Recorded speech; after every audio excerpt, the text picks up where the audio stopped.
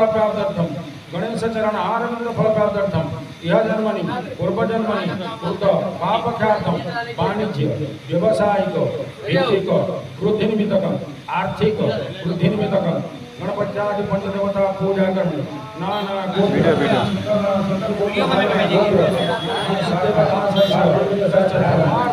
काम मोक्षार्थं चतुर्वर्ग फल प्राप्त्यर्थं गणेशचरण आरविंद फल प्राप्त्यर्थं इह जन्मनि पूर्वजन्मनि कृत पापख्यातं वाणिज्य व्यावसायिक वैदिक वृद्धिनिमित्तक आर्थिक वृद्धिनिमित्तक गणपत्यादि पंचदेवता पूजा करनी नाना गोत्र नाना शाखा